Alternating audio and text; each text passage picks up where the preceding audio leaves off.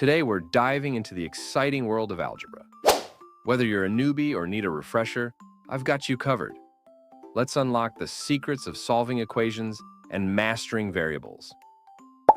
First things first, let's talk about the difference between arithmetic and algebra. Arithmetic is used in everyday calculations and basic problem solving.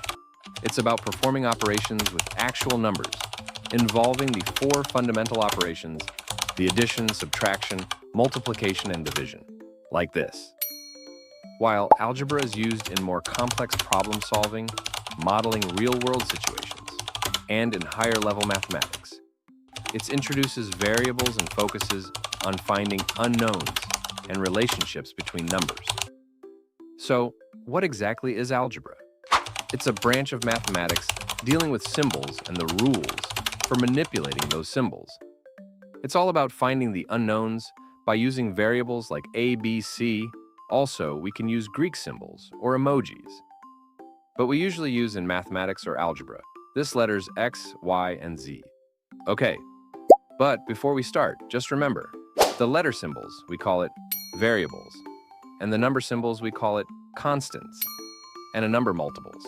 A variable, we call it coefficient, and the term is separated by both positive and negative sign. Let's solve our first equation. We have 3x plus 5 equals 20. The goal is to isolate x on one side. To do that, we need to get rid of the 5. How do we do that? By subtracting 5 from both sides. 3x plus 5 minus 5 equals 20 minus 5. We get 3x equals 15. Next, we'll divide both sides by 3 to get x all by itself. 3x divided by 3 equals 15 divided by 3. And voila, x equals 5. Simple, right? So, the solution to the equation 3x plus 5 equals 20 is x equals 5. Let's tackle another example. Solve the equation 6x plus 4 equals 22. Subtract 4 from both sides to isolate the 6x term. 6x plus 4 minus 4 equals 22 minus 4. We get 6x equals 18.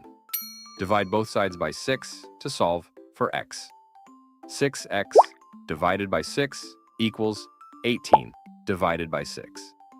We get x equals 3. Good job. Before we wrap up, here's a fun fact. Did you know that the word algebra comes from the Arabic word al-jabr, which means reunion of broken parts? Pretty cool, right? And that's it for today's lesson.